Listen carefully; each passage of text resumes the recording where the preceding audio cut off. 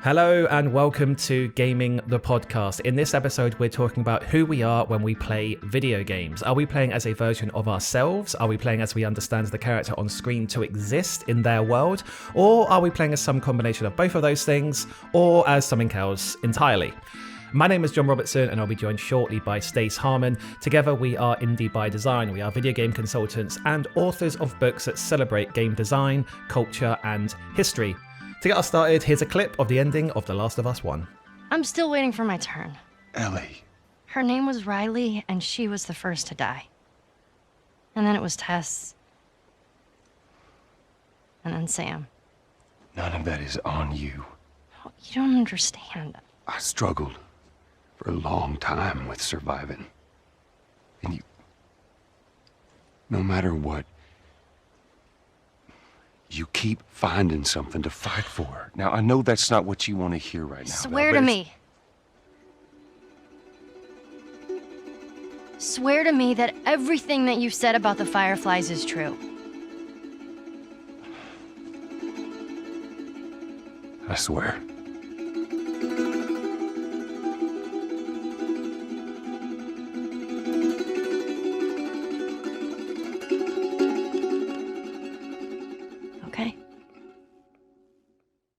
Okay, so let's start then. Just jump into the big main question, which is: so when you play games, do you think that you're playing as the character, or are you playing as what you yourself would think or would like to think that you do in that situation?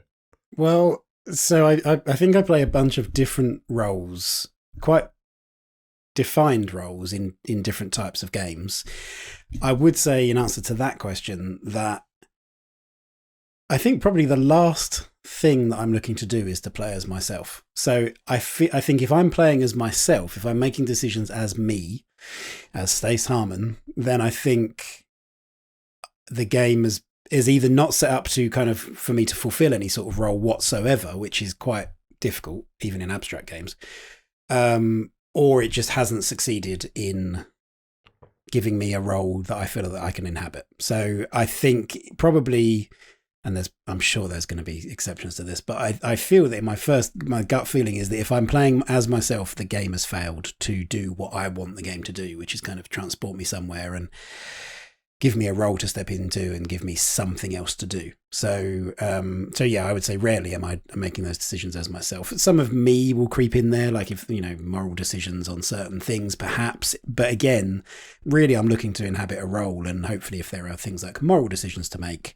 then there's a character that should be making those decisions in the world. There's a the character I am can have an impact, and therefore I'm hoping that I should be able to put myself in their shoes. So yeah, I would say when I play games, I am rarely playing them as me, embody as me in that world. I'm trying to embody some form of role or character. That's probably my banner statement for this episode is that. And then there's a bunch of like nuanced stuff about the different roles that I play in different games. But yeah, that's where I'm at. But so how does that fit? How does that sit with your approach to playing games? So yeah, I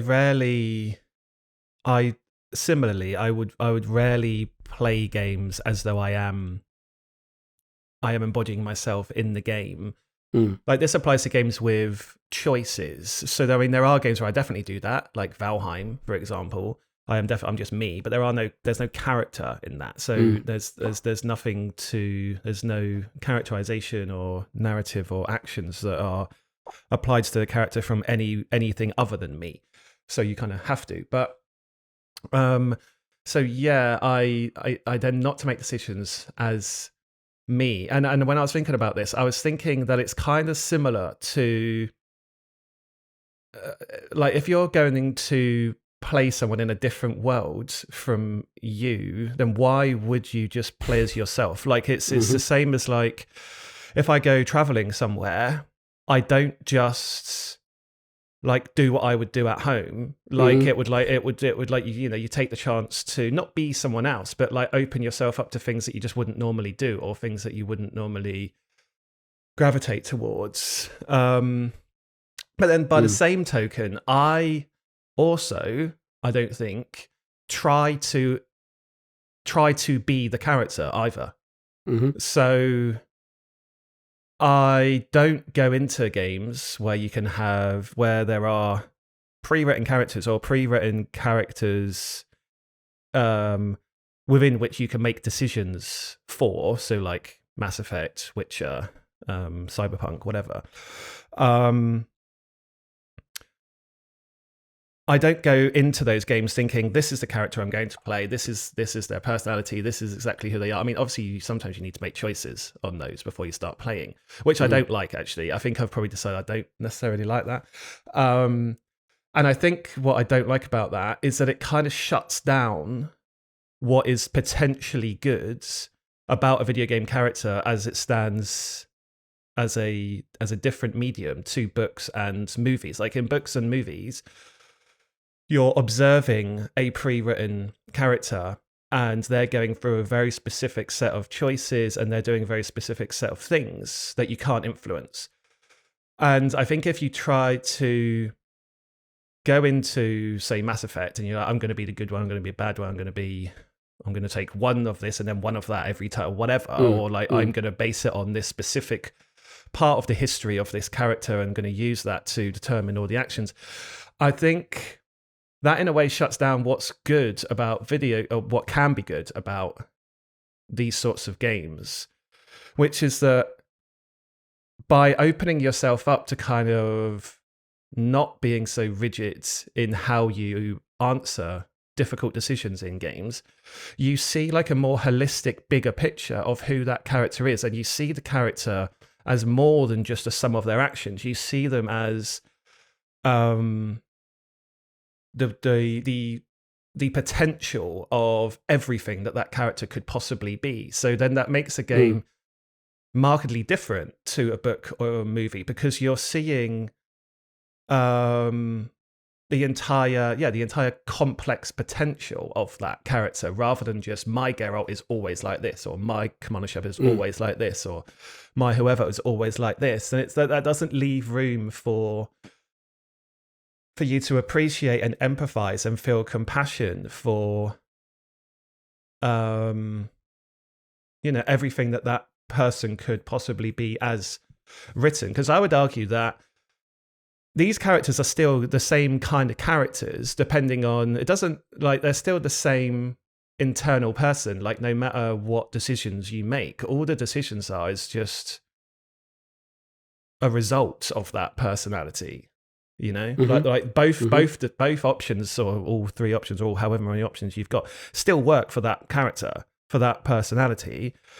It's just which one do you want to explore in this moment? And I think like that's probably a grander and more interesting way to see it for me. It's about what are you doing in this instance of their life, but I don't like to think about it as though my Geralt only did this and the other thing was never even an option, because my Geralt would never do that. Like I don't think that's the best way to explore and understand that character. Yeah, I think there's more fun to be had. So yeah, I understand that. I think I agree with a lot of that. And the thing that springs to mind for me with that kind of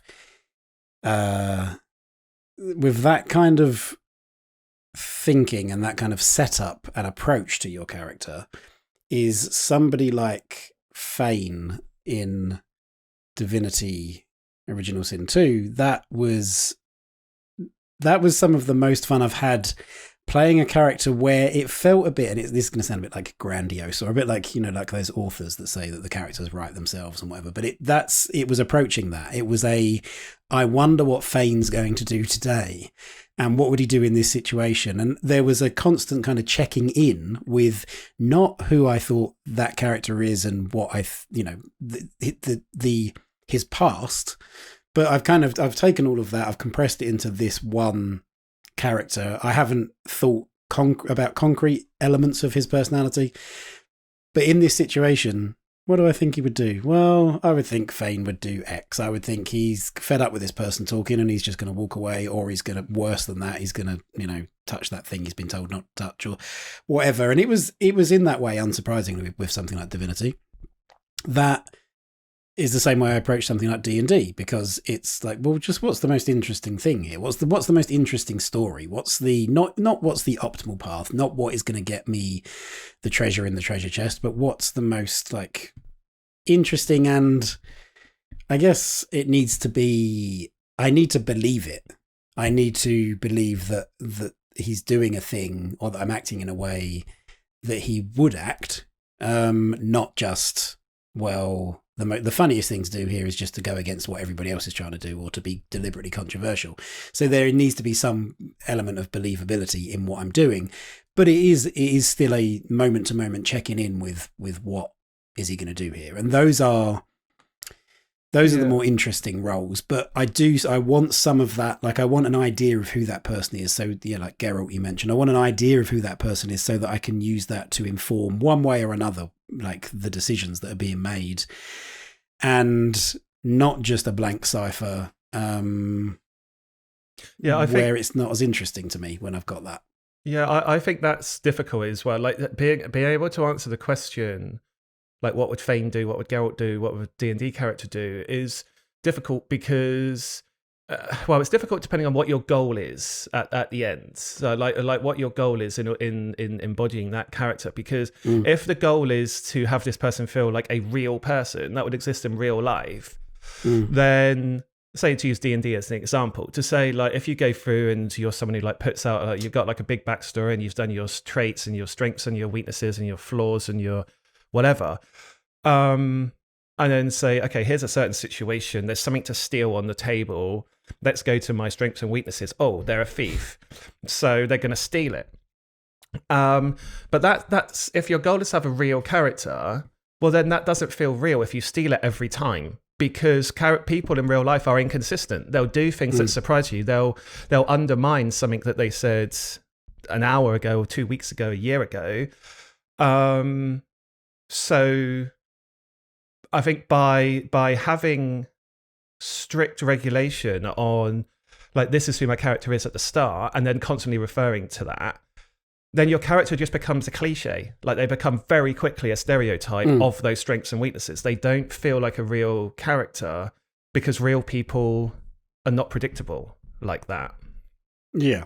So they become a set of rigid beliefs rather than a person. They become like a flowchart, don't they? Yeah, like, input goes in here, goes down this predefined path, comes out here. That's and then in that sense, the choice offered by a video game, do you do A or B? Well, then the choice might as well not exist, because you know what they're going to do. The answer is, like, the game might as well, the programming or the design of the game, the mechanics of the game might as well just go and read what and then just do it, like, because that's what you're going to do anyway. Yeah, and and that's where I think this notion of any given choice in a situation is different representations of something that character would do. That side of it that you were talking to earlier, that's what I agree with that. And that thing, I think I've used this example on the podcast before, but that moment in Witcher 2 where you have to pick one side or the other, and then it turns out there is a third choice, you just don't pick either, you are chastised for being neutral because that has consequences.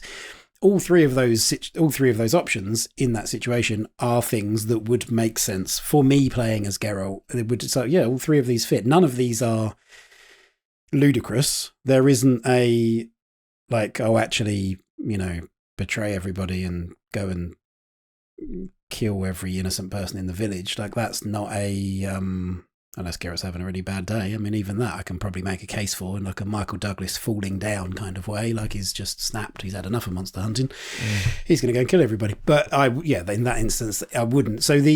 But I guess I'm still looking for the game to then give me something to buy into, give me something to believe. And it's the times when I'm not given that. And it doesn't need to be as character-centric as that either.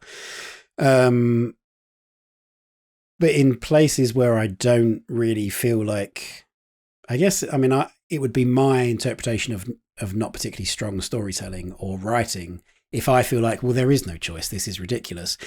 I understand that's my subjective reaction to what's going on. But if I feel like there's really nothing here for me to work with, I really cannot make a case, And I don't mean sit down, for 5 minutes and deliberate over it, but just in the moment, like, no, that just feels completely off. So therefore, there is only one choice to me here. Somebody else might look at that completely differently, of course, and that's why you would hope. That's why you would hope the choices exist, because they will cater to different people at different times. But yeah, if I feel in that moment, well, there really is no choice here, then I don't know. I'm just less engaged, I think, because I feel like in some way the game has failed to allow me, or to give me even an excuse to explore the different options. So yeah, so then that manifests in different ways for different types of games, and with different characters. I've become like maybe their subconscious. Like with Geralt, it might be like their id, ego, and super ego is kind of the role that I'm playing there. But with something like The Last of Us, it will be like I don't know. I suppose at its most cliched, it would be like a protector of Ellie. It'd be that obvious like sort of father figure role. But it's more like I guess like a friend. Like, it's because I feel bad for Ellie. I was exploring this a bit about like, do I feel the things that the characters feel, or do I feel something adjacent to that? And in the case of Ellie in, say, Last of Us Part 2, I don't feel Ellie's anger at what's happened. I feel bad for her. And as that game progresses and she starts going down this path, I feel bad in the way that I might feel bad for somebody that I care about, that I don't want you to make those choices. I don't want you to do that thing.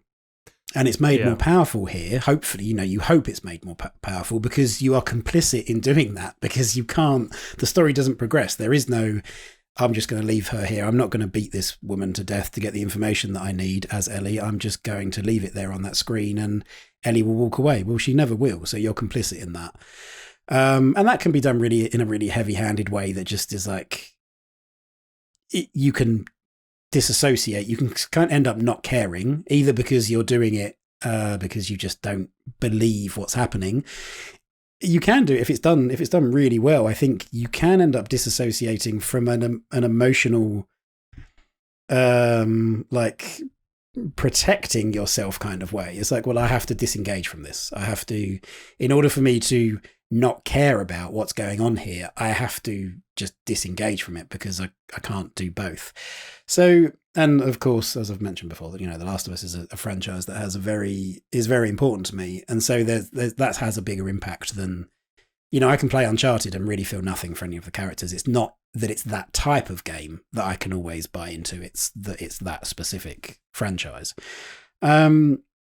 So yeah, but then in something like Catherine, that's another game I was thinking about. I was like, well, who am I in Catherine? What role am I playing? Because I'm not Vincent, but I'm one of Vincent's friends that is kind of living vicariously through him, but wants the best for him, but also kind of wants him to get into a bit of trouble because it's just fun to hear about. It's like that friend down the pub who tells you, you're just like, no, you didn't do that. That's ridiculous. Tell me more. What an idiot you were for doing that, but I want to hear all about your story. So yeah, there's definitely different roles that I play in different types of games and different specific games. But again, like in none of them am I me? Am I making those decisions as me? And if I am, I've probably failed. My immediate reaction to like harvest or save the little sisters was that, well, there's really no, well, no, my immediate reaction was save them. I don't like, what? Of course I'm not going to harvest them. Yeah. In exploring that a little bit further, it's that my understanding of my reaction to that is that I was never given any reason for me personally to make any other choice. Like it doesn't make any sense to me to do that. And that for me is quite a binary thing, because having done it once, my immediate reaction being save once, it's like, why is my, maybe I'll learn other things about it. Maybe I learn that, they are these creatures and actually maybe I'd be putting them out of their misery and yada, yada. But really for me, it was having made that decision once, then there wasn't really a decision to revisit after that. There wasn't a choice to revisit after that. It was just always then save, unless I go back through it deliberately trying to harvest to get more Adam. But the game kind of wasn't really set up for me in such a way that you needed to do that, even from like a resource standpoint. It wasn't like, oh, well, if you don't resource the little sisters, because that, if that was your only source of Adam, say, then it's like in order to experience this part of the game, you have to do that. But that wasn't the case. So it was like, well, there's not really much of a choice for me to make here. Yeah, see, I wouldn't describe, to go back to the Last of Us thing, I wouldn't describe myself in a game like that as being complicit in anything that game narratively highlights, because the game's narrative structure is much closer to a film or a book where it will end. Things will happen in the same way, no matter what you choose. So you're being complicit in it or not, it kind of tells you that you're not complicit in it, because the same thing's going to happen no matter what you do. That's how I kind of see that. And I also don't feel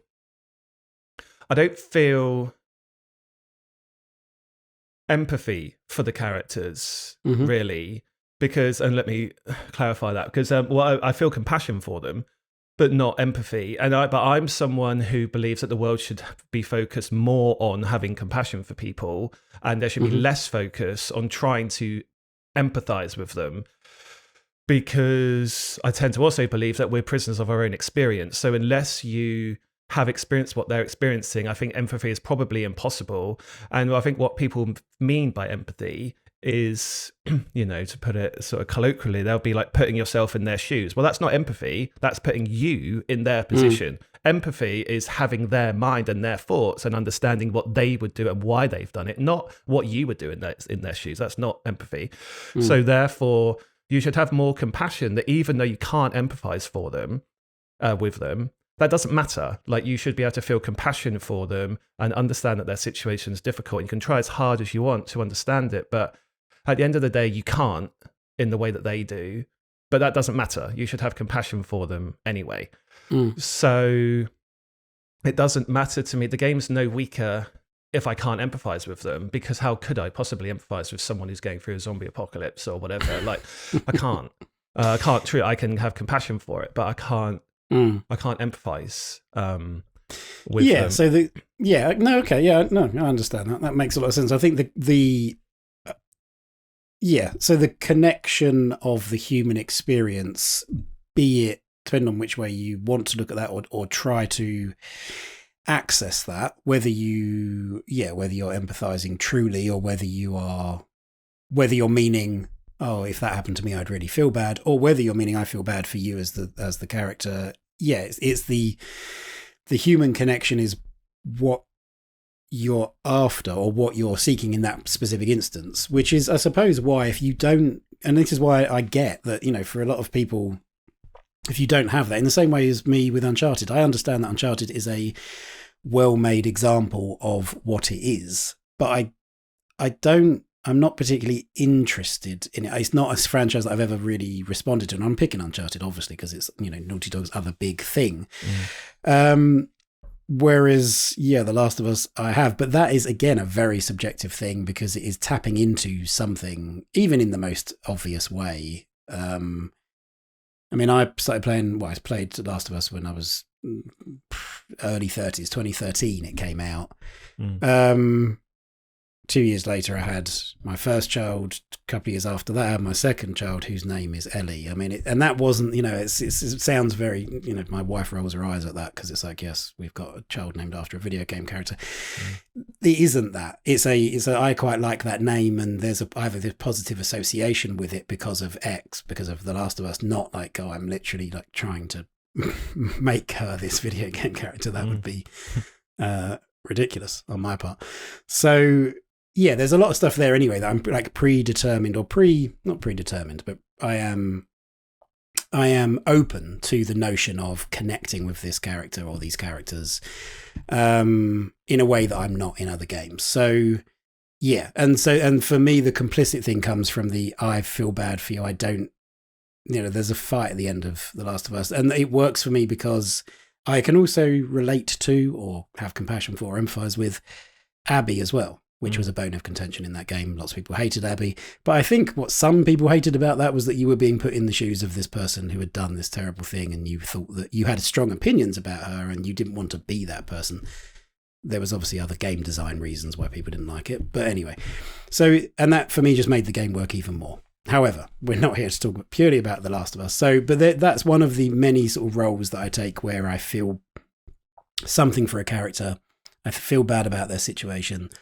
And that doesn't need a big sort of cinematic style story for that to happen. Returnal is the same sort of thing. There's this not it's not a coincidence that the games that I really am excited by and passionate about, I have an emotional connection to. It's not just like, oh yeah, that's a really good game, I really enjoy playing Returnal, its shooting mechanics are really cool and amazing.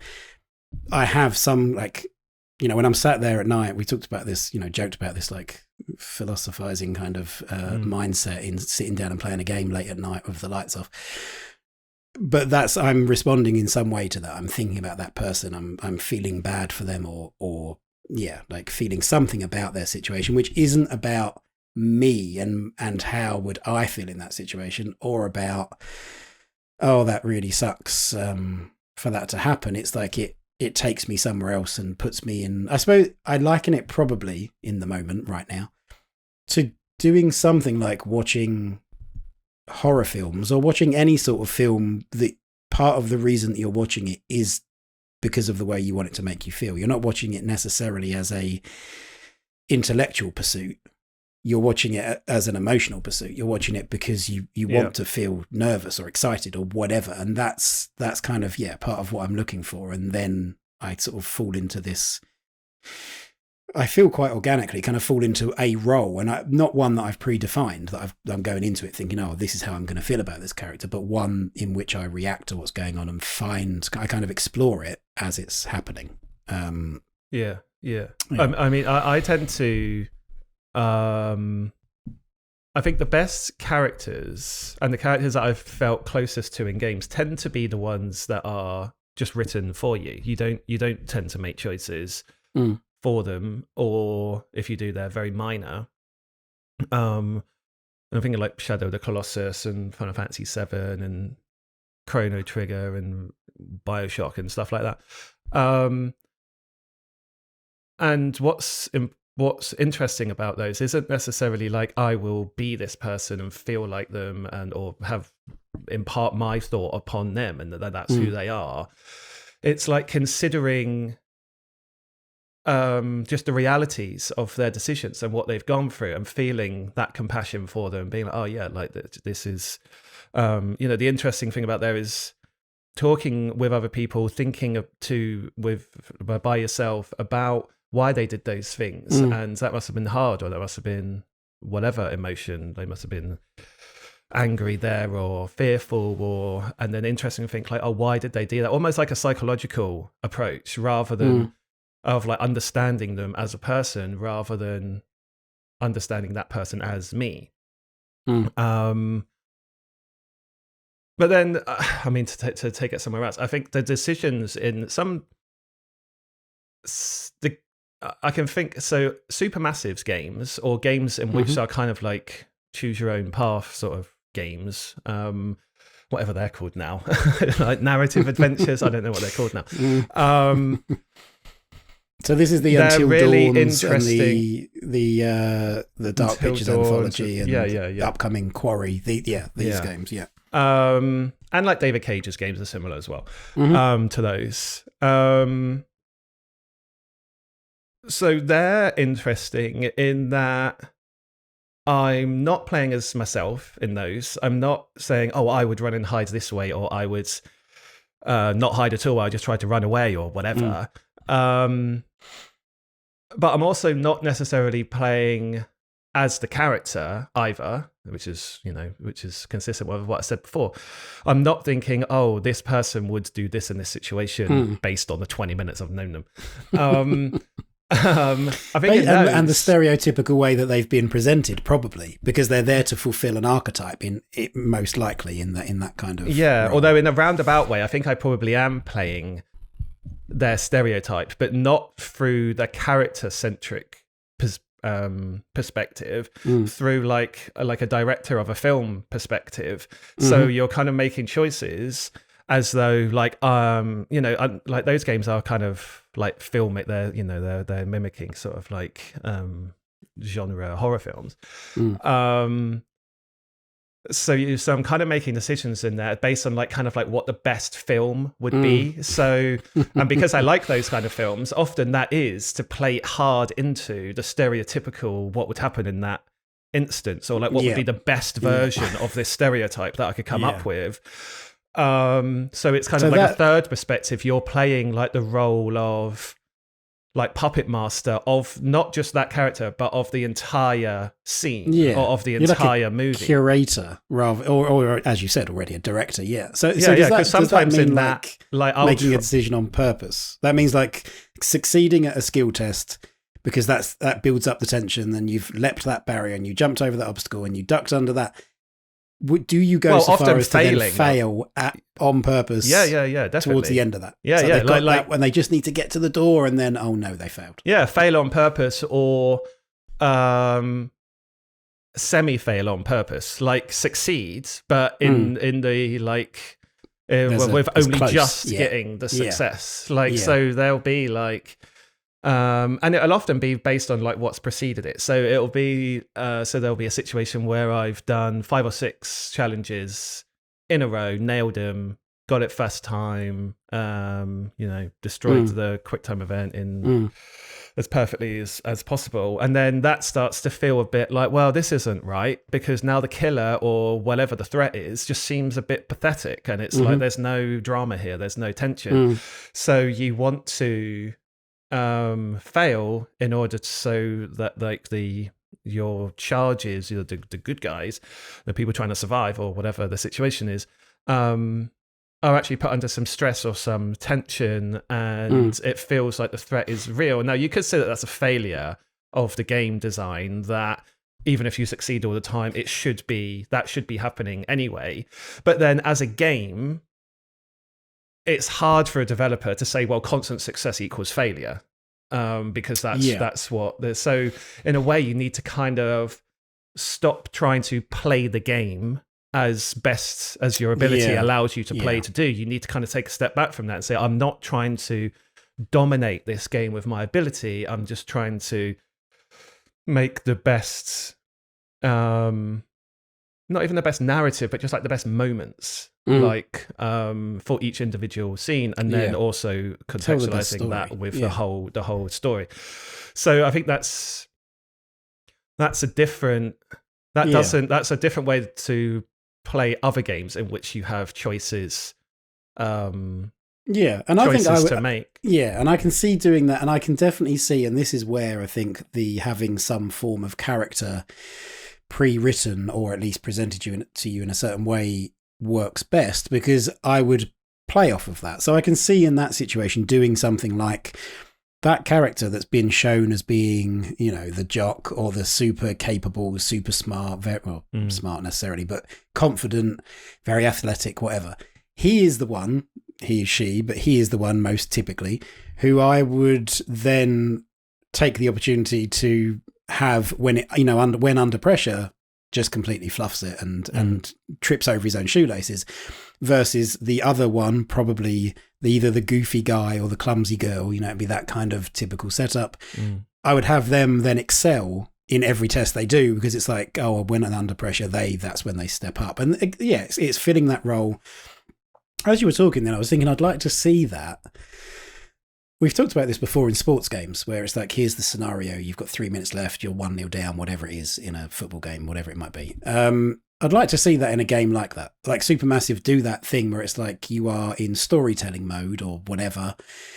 This is the scene you're trying to create. Like you're going to play a 20-minute sequence or whatever, 25-minute, 30-minute sequence, and to get the best shot here, or the best cut, you need to have one person die accidentally, and you need to have these two people end up together in the same room, like some sort of puzzle element that takes that notion of making deliberately suboptimal choices for your characters be a positive thing, and perhaps actively work against this thing that you're talking about, where it's like, well, you're playing a game, so the predefined behavior in a game is to win, but if it's even that language of suboptimal.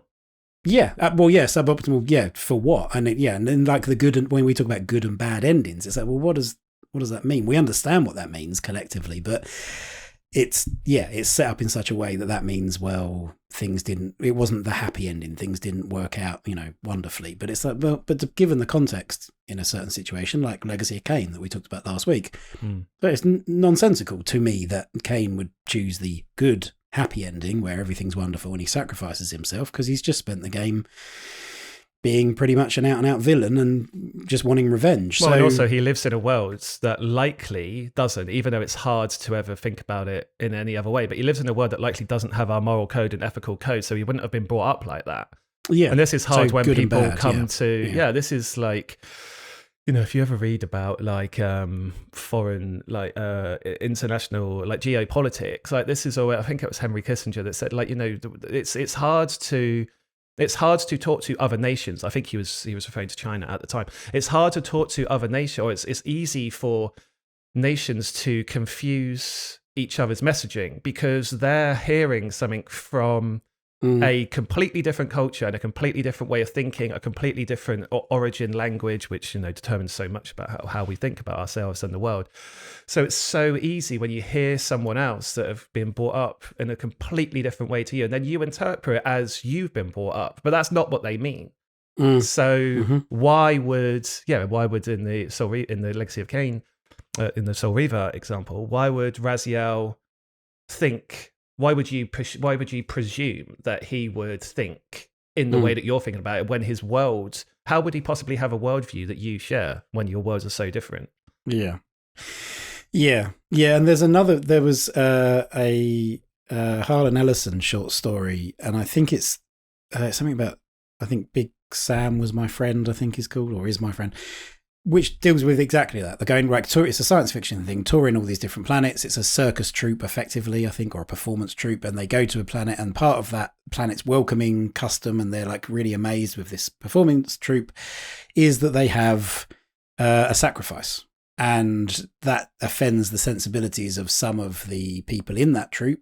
And it's how they deal with that. Some of them are like, well, this is not our planet. They do things like this here. Some of them are more vocal. Somebody tries to actually save this person. And the person being sacrificed, the point of all of this is that the person being sacrificed is like disgusted that somebody's tried to save them, because it's like, no, this is my role. This is what I'm here for. And that it's challenging that perception of how we view something as, and we're being the hero, and this isn't right. We're doing something that actually we don't know. We've got no idea. Yeah. Well, we're determining from our perspective. Again, that's a lack of. This is why. Again, I think there's examples of why compassion is better. Not better. It's more useful than empathy. Because trying to empathize with this person who are coming at it from a completely different, that's never going to work. Like, you're always going to be confused by it and left distraught or angry, or so, because you'll say, well, I'm empathizing with you, or I'm trying to, but what you're doing is completely the opposite of what my empathy says that you should be doing. It's like, yeah, but that's not right, is it? That's like an egocentric position, I would argue, in that you're telling them that they're wrong because you understand them so much. And it's like, well, come on. Like, but I think that's what parents are for. Yeah. And I mean, we're nearly out of time, but I think, again, to go in a slightly different tangent, again, I was just thinking about like what some of the most powerful individual decisions, like individual moments of, say, moral choice or difficult decision that you have to make, that games ask you to make. And I think the no Russia level in Call of Duty is one of the most well presented and difficult decisions to make in a video game for a number of reasons, like the weight of history on that franchise and the fact that Call of Duty never really asks you to make any decisions. Well, okay, you can shoot and not shoot, but again, like you said, if you in Last of Us, like if you decide not to shoot, then you're probably going to die, then you can't continue and play the game. But in No Russian, you don't have to shoot, but it doesn't tell you, like it doesn't say like you can make a choice here, which I think is really powerful. It's powerful that it doesn't tell you that you can make a choice, and I think. A lot of people will just shoot and kill and whatever because that's what you've been trained to do in Call of Duty. Like it's just like you've been conditioned that like moving target equals attack. Like, like a It's the same reason why a cat will attack a piece of string if you like, because its instincts tell it that that's what it has to do. So you're kind of been conditioned and trained in Call of Duty to just shoot everything because that's how you win, that's how you survive, that's how you interact with that game. There's not really many other options. So the fact that you don't have to, and then the game will still progress, is a really interesting, not necessarily on a narrative level, but on like a mechanical level. Okay, there's the ethics of, do you shoot innocent people? I think in Call of Duty is probably not the arena to really explore that in any depth, but I think just on a gameplay, like an interactive entertainment level, the fact that you've been trained and now suddenly here's an instance in which you don't have to shoot them, but they don't tell you, but it's interesting, like, do you shoot anyway? Because that's your training, like that's what your mind has been nurtured to do. Yeah, I think it opens up explorations of, I think that can open up explorations of other situations where you might think to yourself, because you're presented with something that you don't think is a choice, and you can then think, actually, I wonder if that means I've had choices before that I didn't even recognize were choices. That's like one of the most powerful instances, particularly in that franchise, of that happening, because it is so, it's so against the grain. The context, everything about it tells you that that's what you're meant to do. You're effectively being given permission even to do that. And it's like, well, that's just what I need to do. That's, there's a plan and that's what I'm going to fulfill. And then if you do realize that you don't have to, it can be, because you're realizing that, you're examining that not just through your character's eyes, but through your own interaction with this thing that you're doing. And that's a very, potentially a very powerful interaction. Yeah, and I suppose the equivalent for me would be if you did, if there is a scene in The Last of Us where instead of beating Nora to death with an iron pipe, you give it long enough, Ellie realizes, looks at what she's become and decides, actually, do you know what? This isn't for me. I'm going to throw down this pipe and go home to Dina. It's like go home and just try to see out the apocalypse at home. Yeah, on a farmhouse. Quite idyllic. Well, that, yes, and there's lots of instances there where we've talked about, like, through a character's eyes, how we approach something, and different. It feels like a gradient or like a sliding scale of there being a lot of character at one end where you might just make decisions based on what you know about that character. And then as it goes down the scale, there's more room to interpret and to reason it. And for example, Ellie gets Joel's gun in part 2, and I decided that she wasn't going to use that gun except to kill people that had directly been responsible for killing Joel. And so there's like the more I can insert myself into it, but still believe what I'm doing based on that character. The verisimilitude of the situation is very important to me. As a final thing, where do you stand on something like Elden Ring that we've both played a lot of? How do you approach that? How do you approach that where there's a character background, but that's primarily to do with their stats more really than anything else? But where do you draw the line between, do you view that as a person who has a history or that has any sort of personality, or what is it? Just, are you just defined by your actions in Elden Ring? I mean, you are primarily, but is there any kind of character sort of influence in that? I don't necessarily think so at the start, no. I think this gets to another thing, actually. I don't like necessarily that much to try to say I'm going to be this kind of character when I start, when I've had about 5 seconds of experience with the world. Like, well, how would I possibly be able to build a character that would be realistic within the world where I have no experience of the world? But over time, yes, the character does come to exist. So, I mean, so in Elden Ring, like, I won't kill any NPCs, like, not on purpose anyway. Like, not like quest givers or anything. Like, I don't want to do that, and I won't. I'll try to help people back in the hub world, pub area, like, as much as I can, so that I have like vague approaches to that. But I think not that wanting to help people back in the hub world isn't necessarily because I want to be a good person. It's because, like, I want the stuff. But then I think that but I think well, like, the most rewards from them or something. But that not necessarily because I want the rewards. It's because the world in Elden Ring is a harsh, horrible place. So wanting to get as much out of it as you can selfishly works completely. That's how everyone else is in that world, pretty much. So like, I've got no real like goal or ambition to be like, well, I will be the one pure one in this world, and I wish I will be morally superior to others. It's like, well, that's being a character that is kind of atypical in those worlds isn't necessarily as interesting to me, I suppose, as being a character that is typical of the world, because through a character that is more typical of the world, I think you can understand the world more rather than standing like some sort of angelic figure above it, you know? Yeah. Well, and so as a final thing for me, the reason I ask that is because I think for a long time I approached it in a very similar way. So, well, of course, I'm not going to kill any NPCs. And then it's just until recently when I think I've kind of locked into the kind of the ending that I want. I don't know what it entails, but the path that I want to go down. And then I met an NPC who starts espousing the virtues of this other chaotic path. Two NPCs, actually. One is the Dung Eater, who just wants to basically set fire to the world and curse it forever, and every generation hereafter wants to be cursed. And I was like, nope, I don't like the sound of this. And he's just kind of sat there, and his goals aren't going to progress unless you help him progress them. But I killed him anyway. And then there was this other guy who I think you met, because I think it's Yura, the bounty hunter guy. But something had happened to him, and I don't know that it was Yura anymore. I think it was Shabiri, I think, has taken Yura's body or taken his form or something, using this character that you've interacted with and kind of trust potentially to then try and send you on this path to chaos.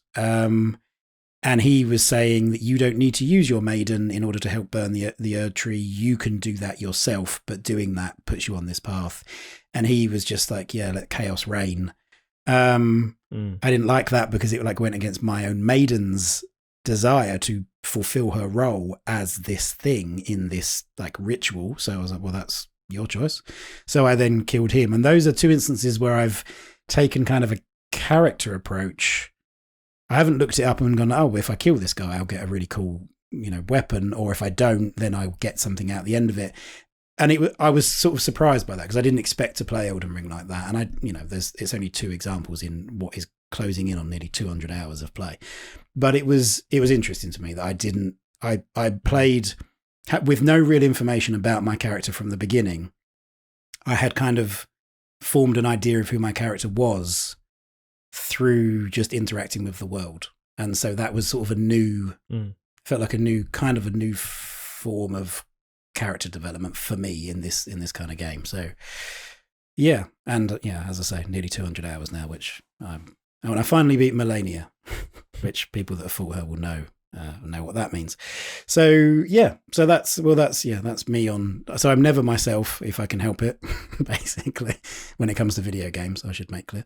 Yeah. And I look for reasons to not be, and I find that those tend to be the most interesting stories for me. Yeah, I think it's difficult for me. It's to have like a consistent answer to the original question of like, do you play as yourself or do you play as a character? I think it's because games are so different and they take so many different forms. It's difficult to have like, this is the answer, right? Because sometimes in this game I'll do this, in this game it'll be like that. So it's constantly trying to create a bigger picture out of the a single answer out of the individual responses to individual games is just it's going to be rife with conflict, and because it's never going to be clean, I suppose. Yeah. You also play a lot more multiplayer games than I do, where there's an objective focused thing there where you are, I guess, using your skills, if not whether you're choosing to shoot somebody or not is obviously not what's up for debate. But yeah, I will now play a pacifist in Hunt Showdown. So I've been forced here against my will and I won't shoot anyone. I just take death. It's like, well, good luck enjoying the game. It'd be an experience. Perhaps a thing you could be paid to write about somewhere. But yeah. Well, it's an interesting conversation. I mean, hopefully it sparked kind of I think the initial question of Like, who are you when you play a game? Or I thought of it in like Billie Eilish terms of like, when we all play video games, where do we go? Like, hopefully that's sparked a thought or a conversation in other people as to sit down and examine it. Because it can be, it's an interesting path to go down. And for me, realizing that I play different roles in different games, but that they do coalesce somewhat, was an interesting thought experiment.